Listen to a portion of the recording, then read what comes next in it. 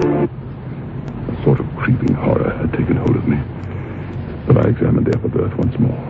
By the light of the railway reading light I always carry with me. The bed had been slept in. The smell of the sea was strong, but the bedding was as dry as bone. I did not sleep anymore. I waited for the porthole to open again. It didn't.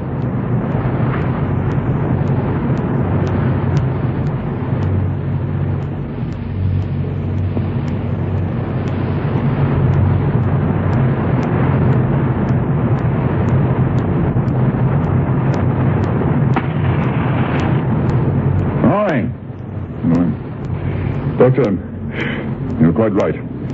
There is something wrong about 105, and that's an understatement. Thought you'd change your mind. Had a bad night, huh? You want to pick me up? Not a capital recipe. No, thank you. But I would like to tell you what happened. Come to my place. The peculiar thing was I couldn't get the blasted port closed. I struggled and actually bent the brass fittings before I finally got it to stay. Bring your bags here. Stay with me. No. You come and take half of my cabin for a night. Help me get to the bottom of this thing. You'll get to the bottom of something else if you try. What? The bottom of the sea. I'm leaving this ship. It's not canny. You won't help me then? Not I. It's my business to cure passengers' ailments, not monkey about with ghosts and things. You really believe it is a ghost? Have you any reasonable explanation of these things to offer? No, you have not. You say you'll find an explanation. But I tell you won't, sir, because there isn't one. But my dear sir, can you tell me as a man of science that these things can't be explained? I can tell you, and I do. And even if they could be explained, I would not be concerned with that explanation. I'd made up my mind to spend another night in 105. If the doctor wouldn't join me, I was determined to have the captain. Consequently, I told him the whole story. I said that if no one would spend the night with me, I would ask leave to have the light burning all night and would try it alone. The captain fell for my ploy. Look here. I'll tell you what I'll do. I'll show you a watch myself. We'll just see what happens. There may be some fellow skulking on board who steals a passage by frightening the people on this ship. It's just possible that there may be something queer in the carpentering of that berth. Then I suggest, Captain, we take with us the ship's carpenter and make a thorough examination of the whole cabin. Certainly. We will. We did that. We took the cabin bit by bit completely to pieces. We found nothing in the least bit extraordinary. As we were finishing our work, the steward, Robert, looked in. Well, sir. Did you find anything, sir?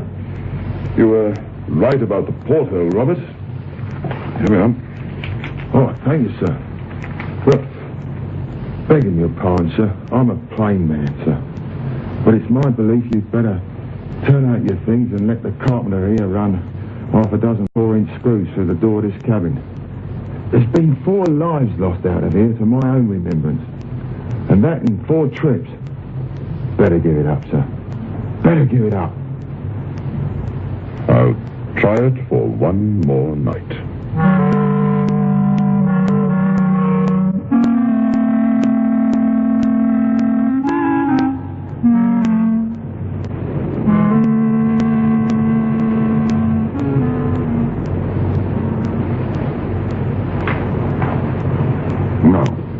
You'll just put your signature to that, Mr. Brisbane? Yes, sir. You see, I cannot afford to laugh at the affair. Your signature to this writing, telling what we're about to do, is at least proof that another responsible man believed that something queer was happening in room 105 this crossing. Well, if both of us are all right after this night and we do observe or experience anything uncanny, then you and I together will fill in our experiences and emotions.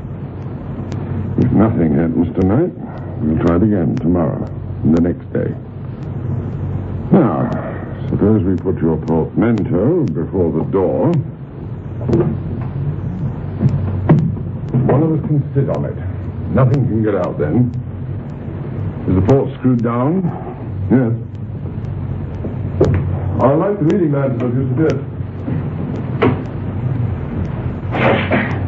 And now we can see well into the upper berth. And I shall sit before the door. I searched thoroughly. There's nothing in here save ourselves. Nothing at all. It's impossible for any human being to get in. Or for any human being to open the port. All right. If we see anything now, it must be either imagination or something supernatural. First time it happened was in March. The person who slept here in the upper berth turned out to have been a lunatic. He'd taken this passage without the knowledge of his friends. Rushed out in the night and threw himself overboard before the officer of the watch could stop him. His suicide was accounted for on the grounds of his insanity. I've never heard of such a thing ever occurring before or after or in any other ship. Well, on the very trip... What are you looking at?